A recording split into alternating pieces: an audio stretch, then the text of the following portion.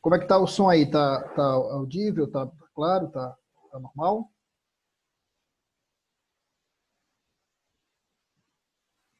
Beleza. Lívia, hoje nós vamos dar início ao terceiro caderno. Vamos falar de propriedades coligativas. Eu sempre coloco antes da aula a página, o assunto, para que você possa acompanhar aí pelo seu cadernão, tá certo? Pela sua apostila. Oi, Gisele, Ana. Show de bola. Então, vocês podem acompanhar também pela apostila de vocês, que eu vou projetar aqui. Vou trazer sempre um material extra quando for necessário para a gente complementar, porque às vezes a aula da apostila de vocês é muito resumidinha. Então, eu trago sempre um material à parte para reforçar. E antes que eu esqueça, sexta-feira eu vou disponibilizar às 9 horas da manhã um trabalho de recuperação da nota bimestral, tá bom? Alguns alunos, infelizmente, não conseguiram. Então, eu vou fazer como na avaliação passada. Eu vou lançar um trabalho pelo formulário Google às 9 horas de sexta. Daí vocês vão ter até o horário da prova para enviar as respostas, tá bom? Porque eu preciso entregar essa nota ainda essa semana para a coordenação. Então, mesmo que você tenha tirado uma nota razoável, quiser melhorar, pode fazer e enviar. Eu vou pegar das duas notas a melhor para ficar sendo a nota da prova bimestral. Combinado?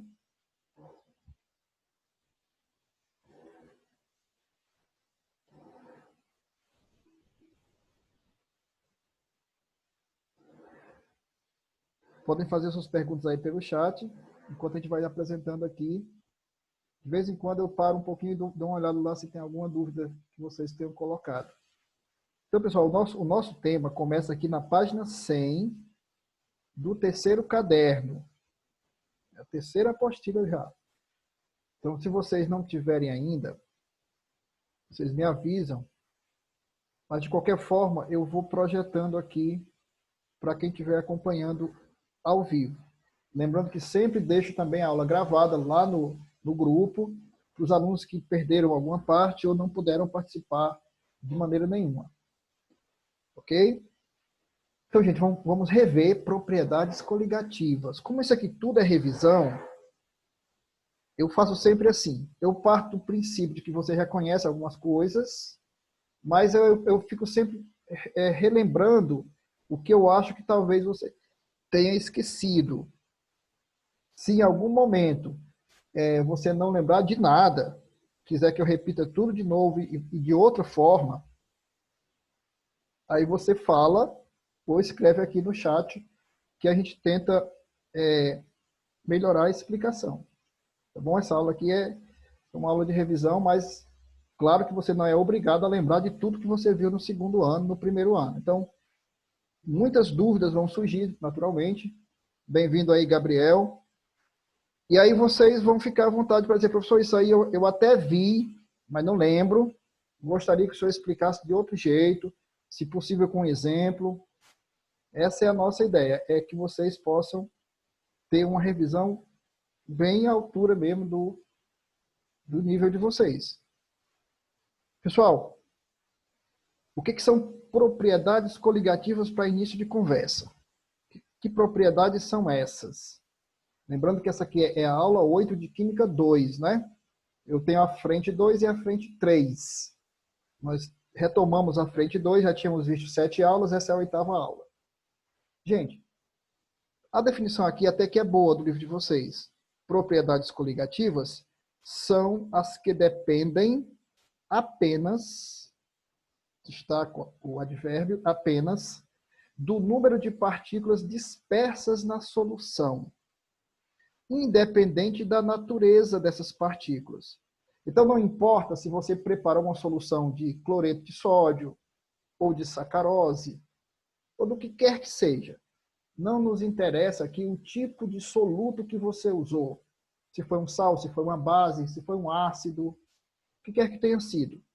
Não é a natureza das partículas dissolvidas que nos interessam, e sim a quantidade, o número delas. Então, essas propriedades, elas são propriedades que se voltam para a quantidade de soluto que existe na solução, independente do tipo de soluto. E elas são basicamente 4. A tonoscopia, a ebulioscopia, a crioscopia e a osmoscopia. Aqui, pessoal, faltou um S na apostila de vocês, tá? É osmoscopia. Também conhecida como osmometria. A metria é a medida da propriedade. Então, estaria incorreto chamar de tonometria? Não. Mas, normalmente, eu faço assim. A propriedade é a tonoscopia e a medida da propriedade é a tonometria. Beleza? Essas propriedades, essas palavras esquisitas, fazem parte do vocabulário de vocês? Vocês as conhecem? Vocês já as viram em algum lugar?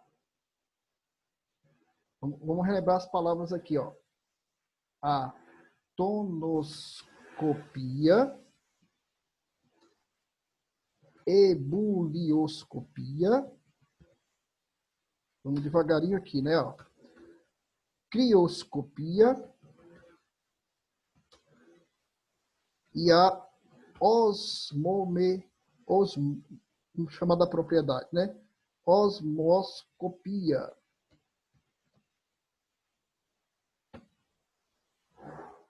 Tem um S aqui, tá? Tonoscopia, ebulioscopia, crioscopia e osmoscopia. Quem for ter aí vários filhos ou filhas, pode colocar os nomes, já tem aí os nomes dos filhos de vocês, ó. Legal, né? Dessas propriedades, qual a que vocês lembram mais? Alguém citaria alguma delas aí?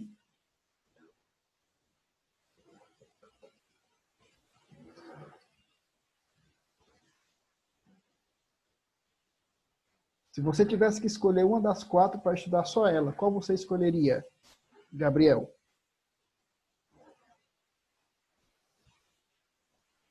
Pessoal, com todo respeito, eu não sei nem o que cada uma é, imagina escolher uma. Valeu, Gabriel. Obrigado aí pela informação. Por isso que eu perguntei, assim, de brincadeira, assim, porque não adianta eu chegar chutando a porta, gente. Ah, é aula de revisão, mas eu preciso que vocês me deem um feedback para que eu possa saber aqui, para que eu possa calibrar como é que eu começo esse papo. Se eu começo lá de cima ou se eu começo daqui. Do começo, bem devagarinho. Então, muito bom o seu feedback, Gabriel. Eu acho que você representa a maioria da turma. A gente escuta falar desse trem, mas depois a gente esquece. Isso aqui é uma coisa que você assiste durante uma aula de química lá no 2º ano. Próxima aula, o professor já muda de assunto e você deixa isso para trás. Então, é por isso que essa aula, particularmente, eu vou fazer essa aula bem devagarinho.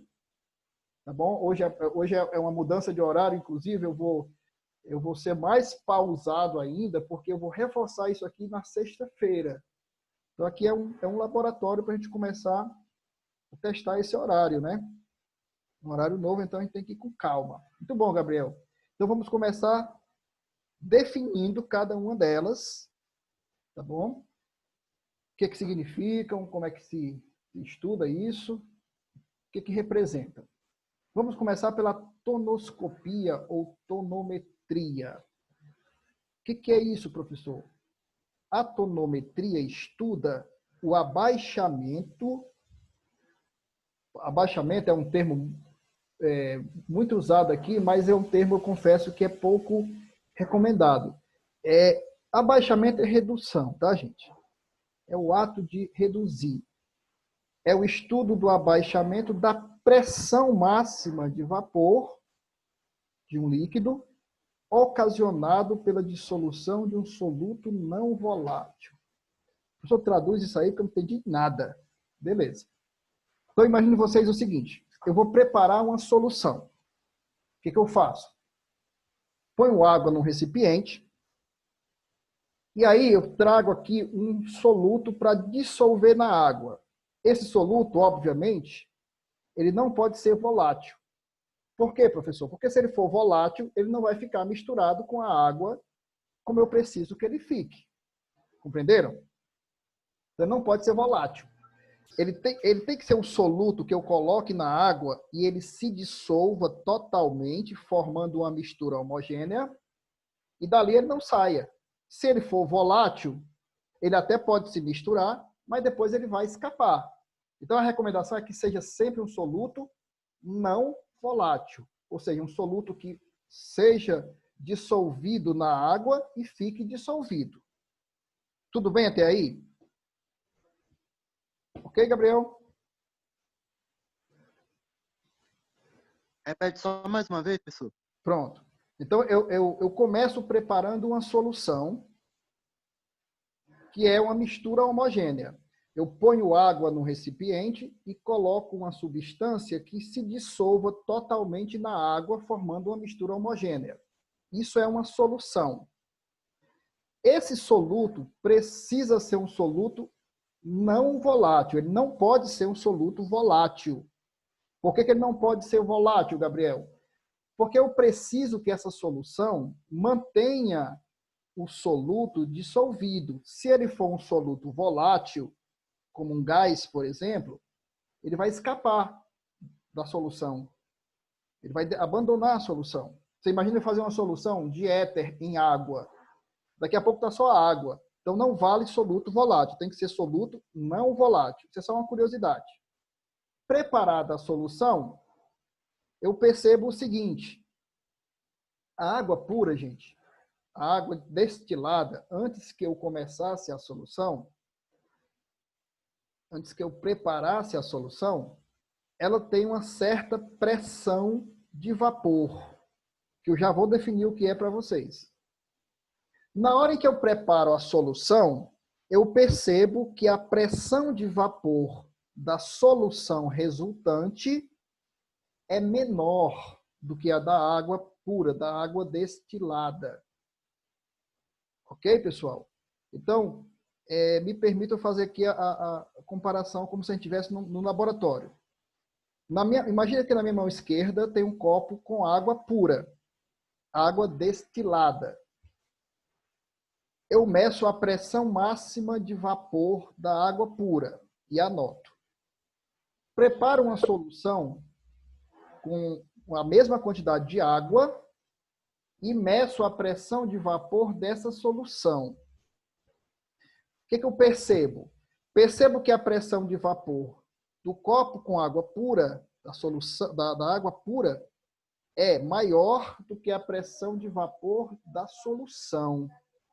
Houve um abaixamento, uma redução na pressão de vapor da água, que era X, e diminuiu. E a pergunta vai ser, por que isso aconteceu? Por que o fato de eu preparar uma solução alterou a pressão de vapor da água? E isso, pessoal, é algo recorrente. Sempre que eu misturo alguma coisa com a água, eu reduzo a pressão de vapor da água. Então, eu já vou definir o que é pressão de vapor, tá? Fiquem tranquilos. Mas eu vou relembrar assim, ó. A água pura, a água destilada, tem uma certa pressão de vapor. Sempre que eu misturo qualquer substância na água, essa substância reduz a pressão de vapor da água. Quem estuda essa redução é a tonometria, é a tonoscopia. A propriedade relacionada a essa redução é a tonometria. Professor, mas afinal, o que é a tal da pressão máxima de vapor? O senhor disse que quando eu misturo alguma coisa com água, eu diminuo a pressão de vapor, não foi isso? Foi. Mas o que é a pressão de vapor? Então, essa aula de hoje vai ser dedicada a vocês entenderem o que é pressão de vapor. Tá, pessoal? Me permitam aproveitar essa aula só para isso, porque se vocês entenderem o que é pressão de vapor, aí vocês vão conseguir entender muito melhor o que vem por aí, tá? Então, deixa eu fazer aqui um pequeno resumo, como se fosse começar a aula de novo. hipoteticamente. A água pura, a água destilada, como nós chamamos, ela tem uma pressão de vapor, assim como qualquer líquido. Do jeito que cada líquido tem o ponto de ebulição, o ponto de fusão, né? Assim como cada líquido tem a sua própria densidade, que são as propriedades específicas para cada líquido, também existe uma pressão máxima de vapor para cada líquido. A água tem a sua, o álcool tem a sua, o éter tem a sua. É uma característica dos líquidos terem a sua própria pressão máxima de vapor. Então, antes de mais nada, eu vou definir o que é essa tal pressão de vapor do líquido. E esse é o objetivo dessa aula. Depois eu volto ao estudo das propriedades propriamente ditas. Vamos lá, então. O que é a pressão de vapor de um líquido? Como é que está o som? Está chegando inteiro ou está falhando para vocês? Está normal, Gabriel, o som? Está falhando. Falhou um pouco, não foi? Eu senti aqui, eu percebi aqui que falhou um pouco o som. Eu vou repetir, então, o que eu estava dizendo. Eu preciso definir o que é pressão de vapor para que vocês possam depois entender por que essa pressão de vapor se altera quando eu misturo alguma coisa no líquido. Funciona assim, pessoal. A água é transparente, não é? A água é incolor, correto? É uma propriedade da água. Mas se eu misturar algumas substâncias na água, ela muda de cor, ou passa a ter uma cor propriamente dita. Não é verdade? Correto? Tem substâncias que, se eu misturar na água, não alteram a cor. Mas tem muitas substâncias, chamadas corantes, que, quando eu misturo na água, alteram a cor da água. Da mesma forma, funciona a história das propriedades coligativas. A água tem uma pressão de vapor. Mas certas substâncias, quando misturadas na água, alteram a pressão de vapor da água. E é sobre isso que nós vamos conversar. Então, a primeira coisa, antes de qualquer outra definição, o que é a pressão de vapor? Acompanhem comigo aqui, ó. Imagine vocês que eu coloque água em um copo e feche esse copo. Esse copo tem uma tampa, como se fosse uma garrafa, né, que veda completamente a saída de gás. Pessoal, se eu coloco água em um recipiente, parte das moléculas dessa água líquida vão se tornar em água na forma de vapor. Parte das moléculas do líquido vão se transformando em vapor com o passar do tempo. Esse vapor, ele começa a exercer uma pressão sobre o líquido que ficou dentro do copo. Como assim, professor? Como é que funciona isso? Deixa eu mostrar aqui para vocês. Me permitam só um instantinho.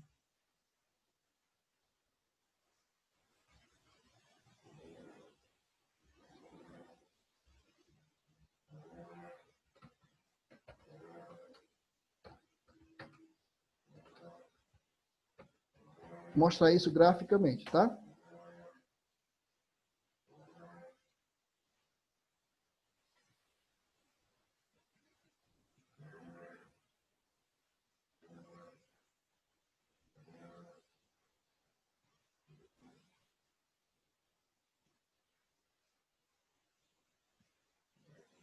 Só mais um minutinho quando eu abro aqui uma imagem, para isso ficar mais claro para a gente. Essa tela está visível para vocês com a imagem? Me dê um feedback.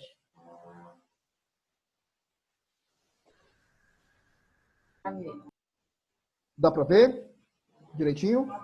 Dá. Ok. Então vamos entender aqui o que é pressão de vapor. Dentro desse cilindro tem um gás aqui na forma de moléculas, nessa parte amarela, e tem um líquido, tá?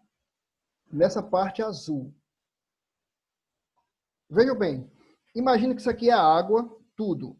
Só que a parte líquida é água, na parte azul é água na forma líquida.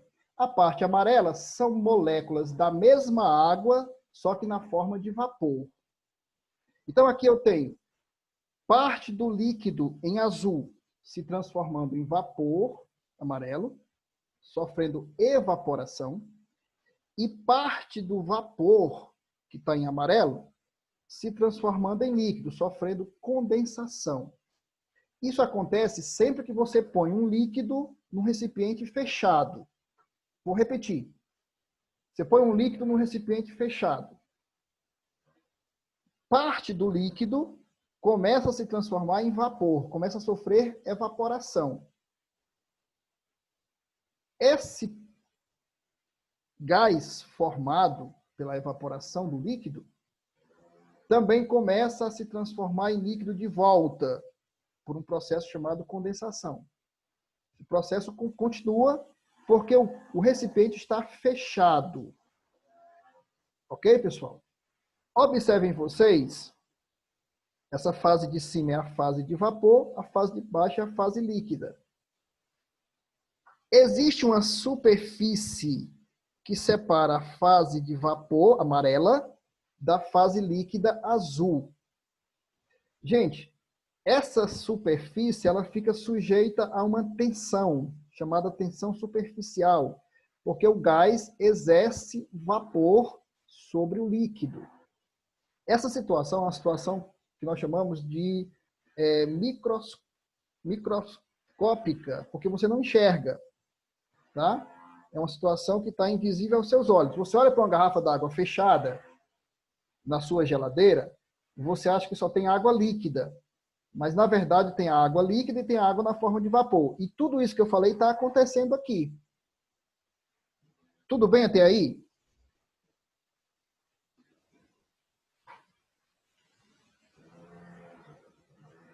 Alguém quer que eu repita essa parte? Pode ficar à vontade. Por mim, tudo bem, pode continuar. Beleza. Então, só para deixar bem claro onde é que eu quero chegar. Eu quero definir para vocês o que é a tal da pressão do vapor.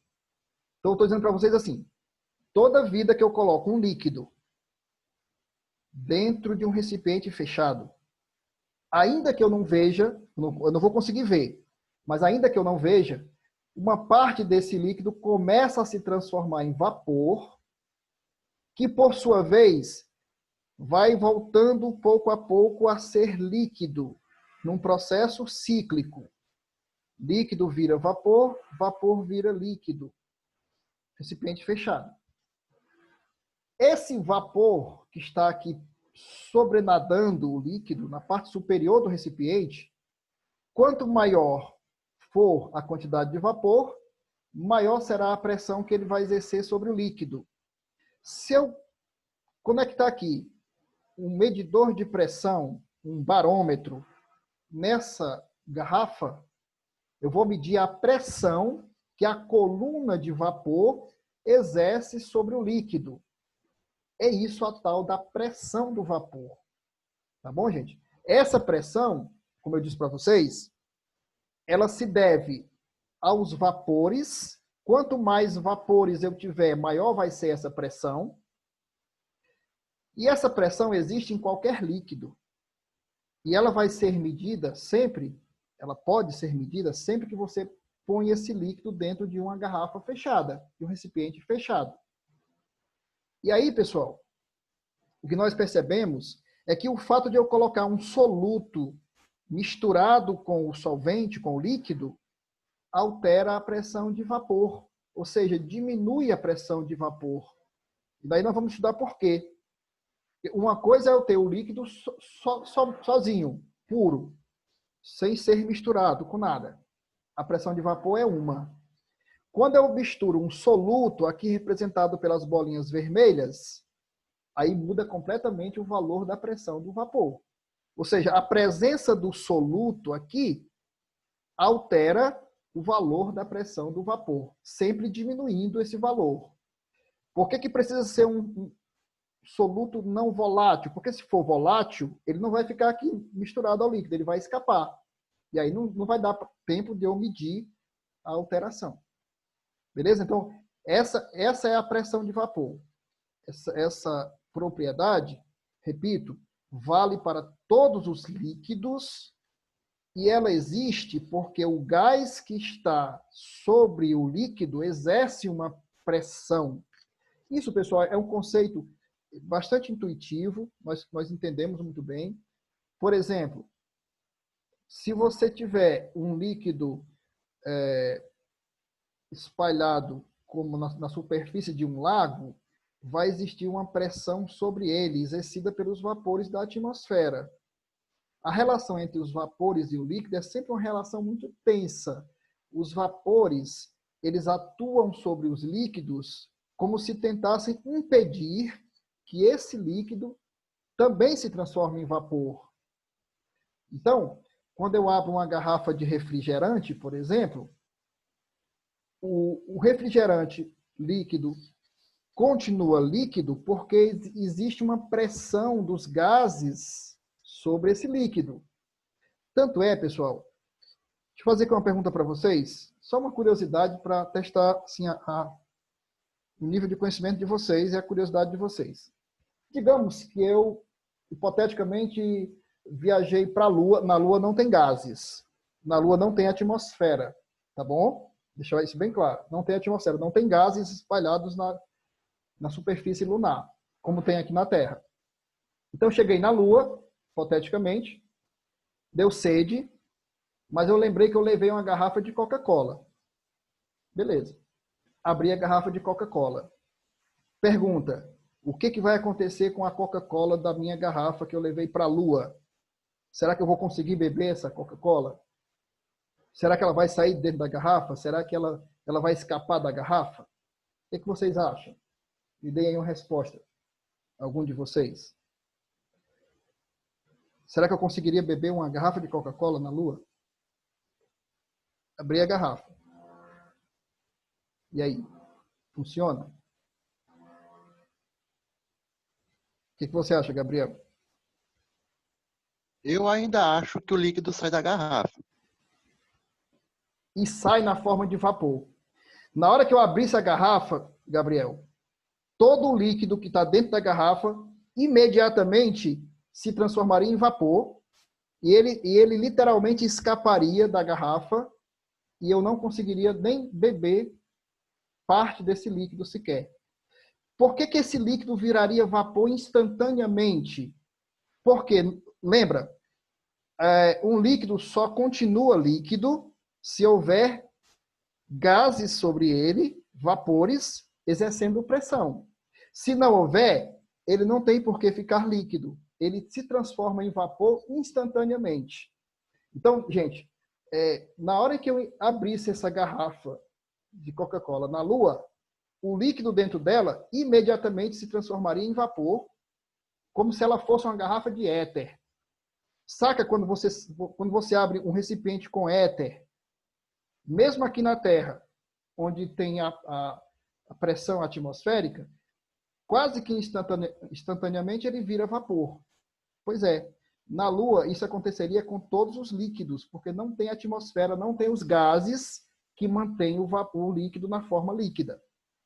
Essa é a situação apresentada para vocês. Então, a gente precisa, primeiro, conhecer essa característica dos líquidos. Como eu dizia, esse líquido permanece na forma líquida, porque aqui tem gases, vapores, como queiram, que obrigam o líquido a manter-se líquido. Afinal de contas, eles exercem pressão sobre esse líquido. Mas a partir do momento em que você não tivesse gases aqui em cima para exercer a pressão sobre o líquido, esse líquido deixaria de ser líquido instantaneamente. Espera aí, professor. O senhor está me dizendo que se a atmosfera da Terra não existisse, Também não existiriam rios, lagos, oceanos de água líquida? Exatamente. Os oceanos, os rios, as barragens só existem porque existe a atmosfera da Terra obrigando a água a ficar na forma líquida. Se não existisse atmosfera na Terra, não haveria oceanos, consequentemente, porque a água não existiria na forma líquida. Poderia até haver água na forma de vapor, água na forma líquida no subsolo, mas não haveria água na forma líquida na superfície do planeta, porque isso só existe graças à presença dos gases na atmosfera. Muito bem, professor. E o que é que isso tem a ver mesmo com a definição de pressão de vapor? Vamos voltar aqui. Eu dizia que pressão de vapor é a pressão exercida pelo vapor em equilíbrio com o seu líquido em determinada temperatura. É a pressão que obriga o líquido a se manter líquido. Ok, pessoal? Se um líquido apresenta moléculas com interações mais fortes, ele vai ter mais dificuldade de escapar da fase líquida e passar para a fase de vapor. Então, veja, aquele líquido que está dentro da garrafa, ele vai sair na forma de vapor mais facilmente se as moléculas dele estiverem fracamente ligadas. Agora, se as moléculas estiverem fortemente ligadas, se houver muita interação entre as moléculas, esse líquido vai ter mais dificuldade de escapar na forma de vapor. Portanto, terá uma pressão máxima de vapor menor. Então, agora você entendeu o porquê que a presença de um soluto diminui a pressão de vapor. O que acontece, pessoal? Quando eu ponho um soluto nessa brincadeira, aqui, ó, pus aqui um soluto na história. Esse soluto, representado pela bolinha vermelha, ele vai interagir com as partículas do solvente, que é a água, no caso. E aumentando a interação, a conexão com as moléculas do solvente, torna mais difícil separá-las. Portanto, vai dificultar a passagem para o estado de vapor, para a forma gasosa. Então, quanto mais soluto eu tiver aqui misturado com esse solvente, mais difícil passar o líquido para a forma de vapor. Portanto, menor será a pressão de vapor. Porque, veja, quanto maior for a pressão de vapor, mais facilmente esse líquido vai se transformar em vapor, né? Ok? Então, à medida em que eu coloco soluto misturado com o solvente, eu estarei diminuindo a pressão de vapor. E diminuindo a pressão de vapor, fica mais difícil do líquido escapar na forma de vapor. Portanto, para fechar com a análise desse gráfico, comparando na prática 3 líquidos, né? Vamos mostrar assim, ó. O aumento da temperatura eleva o grau de agitação das partículas do líquido, facilitando o escape das partículas para a fase de vapor. Portanto, a pressão máxima de vapor depende da temperatura, aumenta com a temperatura. Para a gente fechar isso aqui, vamos comparar 3 líquidos: o éter, o álcool comum, o etanol, e a água. Vejam vocês que esse gráfico ele mostra a pressão máxima de vapor em determinada temperatura. Quanto maior a temperatura, mais tende a aumentar a pressão de vapor. Ok? A pressão máxima de vapor aumenta com a temperatura. Só que se vocês observarem bem, a pressão máxima de vapor não depende da quantidade de líquido ou de vapor presente no recipiente. Então, a gente pode resumir os efeitos que influenciam a pressão máxima de vapor em duas frentes: a natureza do líquido e a temperatura. Então, a pressão de vapor, pessoal, eu disse, Cada líquido tem a sua própria pressão de vapor. E essa pressão de vapor muda de um líquido para outro dependendo só de duas coisas, do tipo de líquido e da temperatura.